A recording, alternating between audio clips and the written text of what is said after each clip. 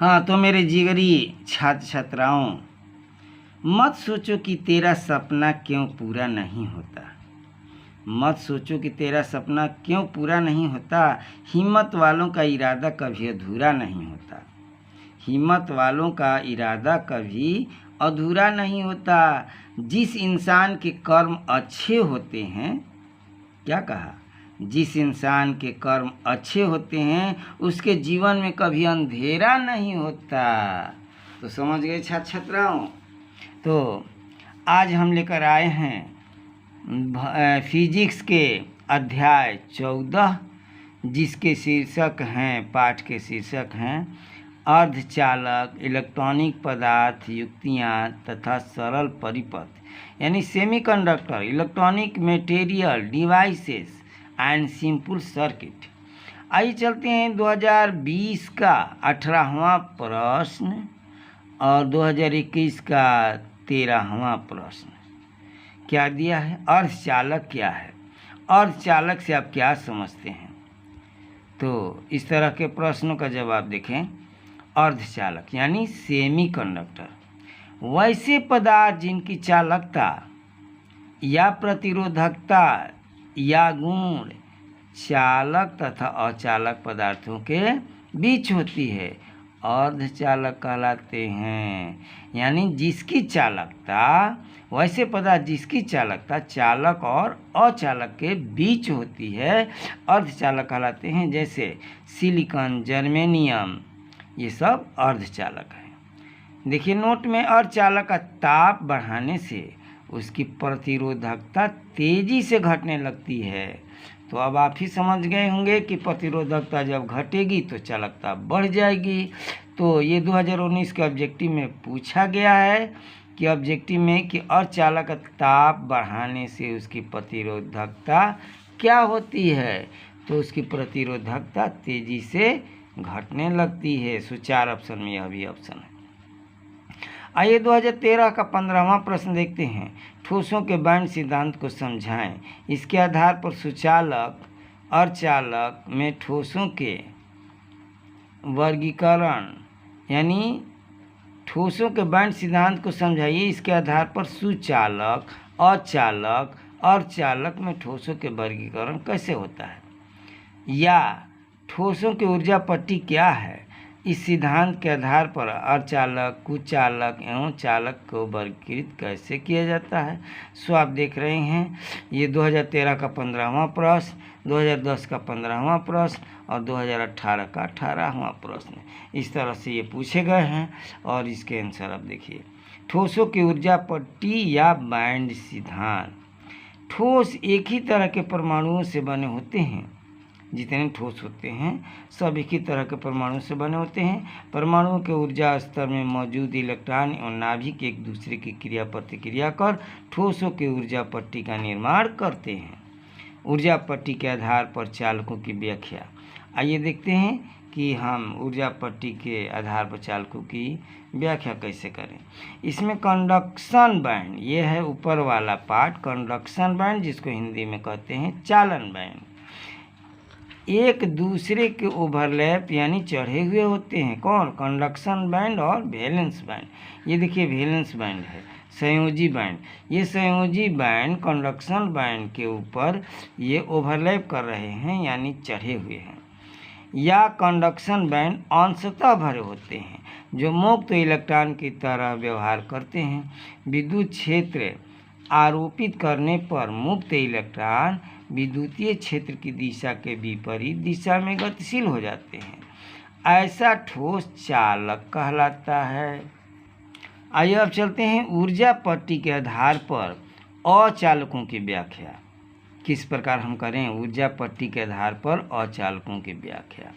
तो अचालकों में फॉरबिडेन ऊर्जा अंतराल बहुत बड़ा होता है। सो ये देखिए कंडक्शन बैंड और वैलेंस बैंड के बीच में है फॉरबिडेन बैंड। ये काफ़ी चौड़ा है। हीरा के लिए अंश 6 वोल्ट होता है, 6 इलेक्ट्रॉन वोल्ट, अर्थात वैलेंस बैंड से कंडक्शन बैंड पर कूदने में 6 इलेक्ट्रॉन ऊर्जा की आवश्यकता होती है। कंडक्शन बैंड का इलेक्ट्रॉन जब वैलेंस बैंड में आएगा तो तभी आएगा जब उसे 6 इलेक्ट्रॉन वोल्ट एनर्जी दी जाएगी। तो वैलेंस बैंड से कंडक्शन बैंड में जाने के लिए 6 इलेक्ट्रॉन वोल्ट ऊर्जा की आवश्यकता होगी। जब विद्युतीय क्षेत्र आरोपित किया जाता है तो इलेक्ट्रॉन को अधिक ऊर्जा प्राप्त करने में कठिनाई होती है, अतः इलेक्ट्रॉन का प्रवाह नहीं होता, इसीलिए ये कुचालक या अचालक कहलाते हैं, क्योंकि इसमें इलेक्ट्रॉन का प्रवाह नहीं होता। क्योंकि जब विद्युतीय क्षेत्र आरोपित किया जाता है तो इलेक्ट्रॉन अधिक ऊर्जा प्राप्त करने में कठिनाई महसूस करते हैं, उन्हें अधिक ऊर्जा मिलता ही नहीं है, अतः इलेक्ट्रॉन का प्रवाह नहीं होता और इसीलिए ये कुचालक या अचालक कहलाते हैं। आइए चलते हैं ऊर्जा बैंड के आधार पर अर्धचालक की व्याख्या। तो इसमें फॉरबिडन ऊर्जा अंतराल अचालक की तुलना में बहुत छोटा होता है। सो देख लीजिए, अचालक की तुलना में फॉरबिडन ऊर्जा अंतराल बहुत कम है। सिलिकॉन के लिए तो फॉरबिडन ऊर्जा अंतराल 1.1 इलेक्ट्रॉन होता है। सिलिकॉन की इलेक्ट्रॉनिक संरचना हीरे के इलेक्ट्रॉनिक संरचना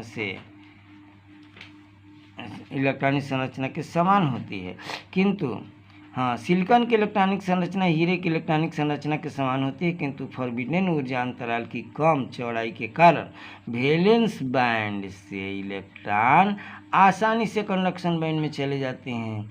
अतः सिलिकॉन की चालकता चालक तथा अचालक के बीच होती है और इसीलिए इसे अर्धचालक कहते हैं। तो आइए थोड़ा सा देखते हैं ऊर्जा स्तर। विभिन्न आवेशों के निश्चित ऊर्जा को कहते हैं ऊर्जा स्तर। ऊर्जा स्तर को समांतर रेखाओं द्वारा व्यक्त किया जाता है, जैसे कि ये दिखाया गया है।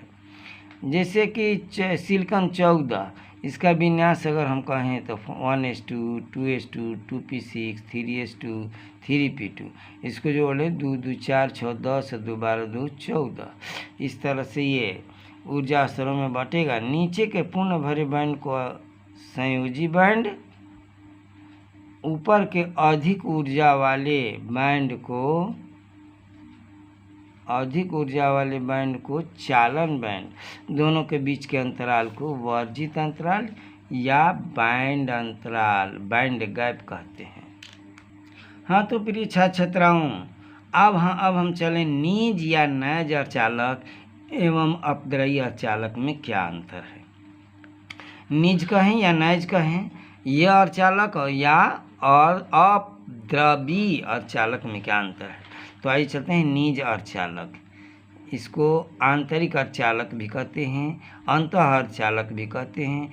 एक ही इंग्लिश इंट्रिंसिक सेमीकंडक्टर कहेंगे, जबकि हिंदी कई तरह के नामों से पुकारा जाता है। शुद्ध अर्धचालक को ही नैज या निज अर्धचालक कहा जाता है। बिल्कुल प्योर जो अर्धचालक है उसमें कुछ मिक्स नहीं है, तो शुद्ध अर्धचालक को ही नैज या निज अर्धचालक कहा जाता है। इसे तात्विक अर्धचालक भी कहा जाता है, जैसे शुद्ध जर्मेनियम या सिलिकॉन, इसे तात्विक अर्धचालक भी कहेंगे। अपद्रव्य या बाह्य अर्धचालक, ये क्या है भाई। एक्सट्रिंसिक सेमीकंडक्टर, जब शुद्ध जर्मेनियम या सिलिकॉन अर्धचालक में थोड़ा सा अपद्रव्य मिला दिया जाए तो इसकी चालकता बहुत अधिक बढ़ जाती है, तब यह अपद्रव्य अर्धचालक कहा जाता है। बाह्य अर्धचालक को दो प्रकार से बांटते हैं, एन टाइप सेमीकंडक्टर और पी टाइप सेमीकंडक्टर। एन प्रकार का अर्धचालक है और पी प्रकार का अर्धचालक है। तो ये है एन टाइप का सेमीकंडक्टर और पी टाइप का सेमीकंडक्टर। आइए चलते हैं डोपिंग क्या है। ये 2012 का चौथा प्रश्न पूछा गया कि डोपिंग से आप क्या समझते हैं, या मादन या अपमिश्रण क्या है। कई नाम है, डोपिंग कहिए, मादन कहिए या अपमिश्रण कहिए। तो सुनिए भाई, शुद्ध अर्धचालक को अशुद्ध बनाने की क्रिया डोपिंग कहलाती है। जैसे अशुद्ध कोई चीज़ है, शुद्ध कोई चीज़ है, उसको हमने अशुद्ध कर दिया तो वही डोपिंग है। डोपिंग से ही पी प्रकार का या एन प्रकार के अर्धचालक का निर्माण बनता है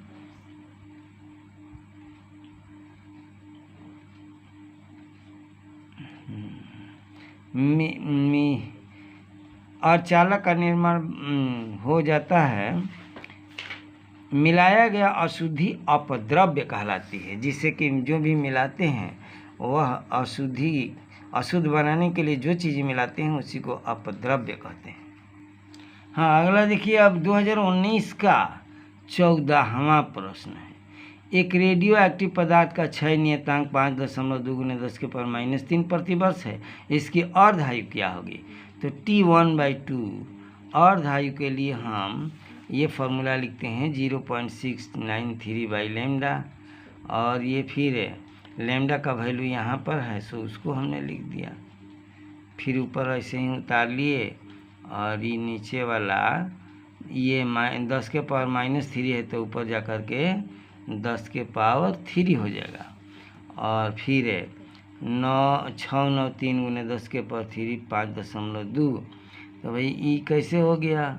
सो 10⁻³ है, और 1 दशमलव हटाएंगे तो एक और 4 हो जाएगा। तो 3 पावर से गुणा करेंगे तो इसमें 0 बढ़ेगा, और उस चलते ये पूरा लाइन हमारा बदल जाएगा। तो 0.63 5.2 10⁻³ और ये -3 ऊपर चला जाएगा। 0.693 × 10⁻³ बटा 5.2, ये भी दशमलव, ये 10 से गुणा कराएंगे 3 0 बढ़ेगा, पॉइंट इधर आ जाएगा, यानी 693 हो जाएगा। और फिर ये दशमलव हम नीचे वाले 5.2 का हटाए तो ऊपर 10 से गुणा किए हैं, सो गुणा करने के बाद ये मान आएगा इतना 13.327 और गुना में 10, ये 52 से भाग देने से हुआ। और फिर 10 से गुणा करेंगे इसमें तो 0.3 गो था, तो अब उधर से गिनेंगे तो 4 गो हो जाएगा, इसीलिए 3 ही को हमने गिना, यानी पॉइंट के बाद 13.27 ईयर 2 ही अंक तक हमने लिया है।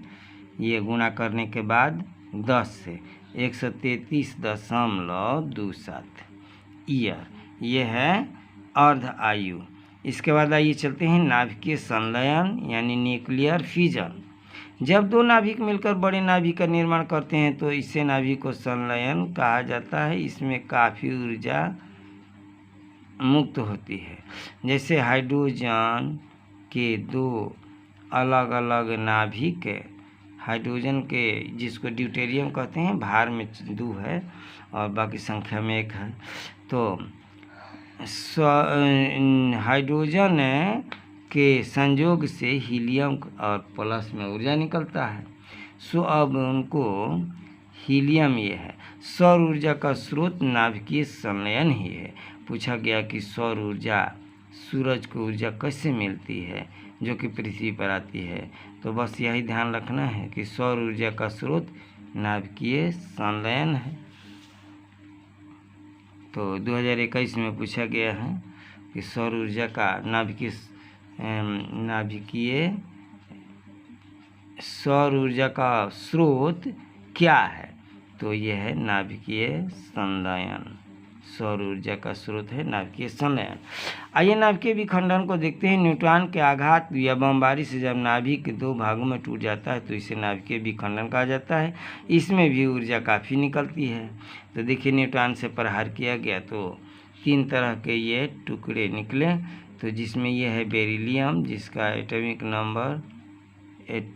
नंबर है 56 और एटॉमिक वेट है 144।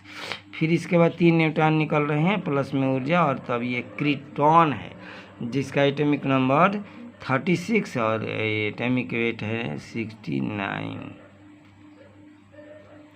तो ये क्रिप्टॉन में देख रहे हैं कि एटॉमिक नंबर है 36 और जबकि एटॉमिक वेट है 89। और ये 2 पदार्थ 2 यूरेनियम के नाभिक पर प्रहार करने से बेरिलियम और क्रिप्टॉन बना और प्लस में 3 न्यूट्रॉन और आया। जो ये 3 इलेक्ट्रॉन न्यूट्रॉन बढ़ते जाएंगे।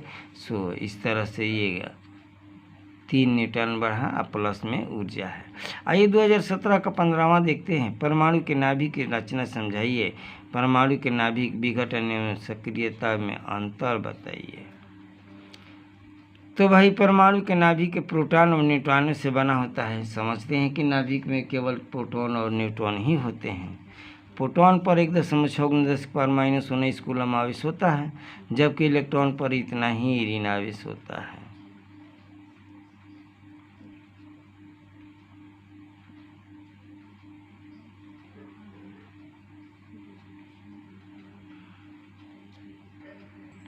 हाँ, तो अब 2017 का 15वां प्रश्न और में आया है कि परमाणु के नाभिक की रचना समझिए। परमाणु के नाभिक के विखंडन एवं रेडियो सक्रियता में अंतर बताइए। परमाणु नाभिक के विखंडन एवं रेडियो सक्रियता में अंतर। तो आइए चलते हैं। पहला, परमाणु के नाभिक की रचना। परमाणु के नाभिक प्रोटॉनों न्यूट्रॉनों से बना होता है। प्रोटॉन पर 1.6 × 10⁻⁻19 कूलम धन आवेश होता है, जबकि इलेक्ट्रॉन पर इतना ही ऋण आवेश होता है। प्रोटॉन का द्रव्यमान 1.6 × 10⁻27 kg, जबकि न्यूट्रॉन का द्रव्यमान 1.6 × 10⁻27 kg है, लगभग बराबर ही है। किंतु इलेक्ट्रॉन के द्रव्यमान 9.1 × 10⁻31 कूलम, लगभग 18 से 40 गुना, यानी प्रोटॉन या न्यूट्रॉन जो है इलेक्ट्रॉन का 18 से 40 गुना या 18 से 36 गुना बड़ा है। प्रोटॉन तथा न्यूट्रॉन एक साथ न्यूक्लियॉन कहलाते हैं। प्रोटॉन और न्यूट्रॉन एक साथ न्यूक्लियॉन कहलाते हैं। प्रोटॉन तथा न्यूट्रॉनों की संख्या का योग द्रव्यमान या भार कहलाता है, और प्रोटॉनों की संख्या परमाणु क्रमांक कहलाता है, जो कि आवर्त सारणी में रासायनिक गुण निर्धारित करता है। हाँ, अब चलते हैं नाभिकीय विखंडन और रेडियो सक्रियता में अंतर।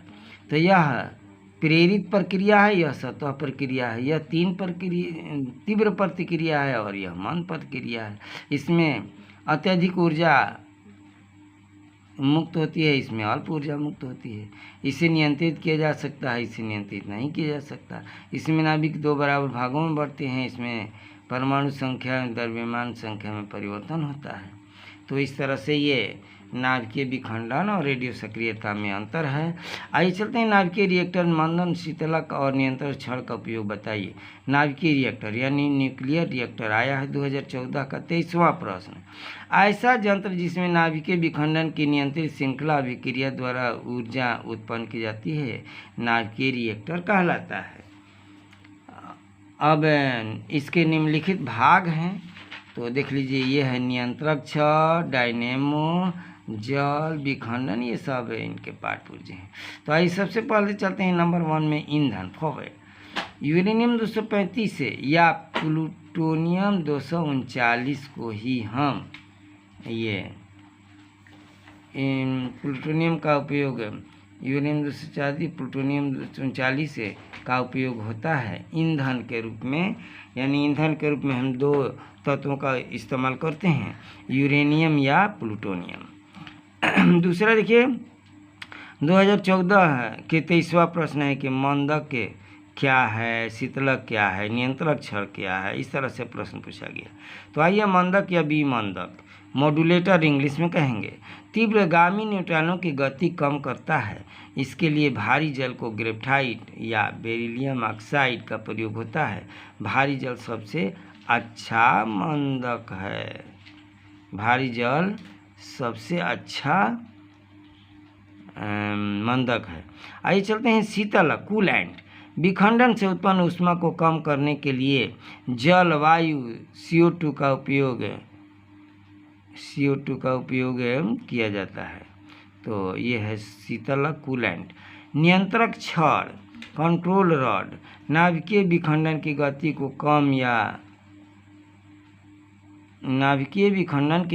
कम या अधिक करने के लिए कैडमियम तथा बोरॉन छड़ को अंदर बाहर खिसकाया जाता है, क्योंकि कैडमियम न्यूट्रॉन का उत्तम अवशोषक है। तो इसमें ये जो है ना, इसी को ऊपर नीचे आगे पीछे करने से ये कंट्रोल होता है। तो आइए आगे बढ़ते हैं। नाभिकीय विखंडन की गति को कम या अधिक करने के लिए कैडमियम तथा बोरॉन छड़ को अंदर बाहर खिसकाया जाता है। क्योंकि कैडमियम न्यूट्रॉन का उत्तम अवशोषक है। कैडमियम जो है न्यूट्रॉन को अवशोषित कर लेता है। आइए अगला है पॉइंट, परिरक्षक शील्ड। तीव्र हानिकारक किरणों से सुरक्षा के लिए तीव्र हानिकारक किरणों की रक्षा के लिए रिएक्टर के चारों ओर कंक्रीट की मोटी दीवार बना दी जाती है। बिजली के उत्पादन, प्लूटोनियम उत्पादन तथा रेडियो आइसोटोप बनाने में होता है। तो आइए इसका उपयोग देख लेते हैं। पहले यहाँ देख लें, तीव्र हानिकारक किरणों की रक्षा के लिए रिएक्टर के चारों ओर कंक्रीट की मोटी दीवार बना दी जाती है। क्यों भाई? क्योंकि वो किरणें जो निकलती हैं अल्फा बीटा गामा या अन्य किरणें, वो मनुष्य के लिए हानिकारक है। आइए थोड़ा उपयोग देख लेते हैं। बिजली उत्पादन में, प्लूटोनियम उत्पादन में तथा रेडियो आइसोटोप बनाने में। तो उपयोग रिएक्टर का आप लोगों ने सुना, क्या है? बिजली उत्पादन, प्लूटोनियम उत्पादन तथा रेडियो आइसोटोप बनाने में रिएक्टर का इस्तेमाल होता है। यानी बिजली उत्पादन करने में, प्लूटोनियम उत्पादन करने में, या कम है तो बिजली उत्पादन करने में। तो बिजली उत्पादन करने, प्लूटोनियम उत्पादन तथा रेडियो आइसोटोप बनाने में इसका उपयोग होता है। किसका? नाभिकीय रिएक्टर का। तो नाभिकीय रिएक्टर का उपयोग क्या है? बिजली उत्पादन में, प्लूटोनियम उत्पादन में और आइसोटोप बनाने में। इस तरह से यहाँ पर 3 तत्वों का नाम लिया गया। इसके लिए आप तैयार रहेंगे। तो भाई अगर आपने इतना देखकर समझ करके अगर फ़ायदा उठाए हैं तो इसके लिए थोड़ा लाइक करिए और सब्सक्राइब कर दें, और साथ साथ अपने दोस्तों को भी पढ़ने के लिए कहें, शेयर करें, ताकि उनको भी इसका फ़ायदा मिले। तो धन्यवाद बच्चों।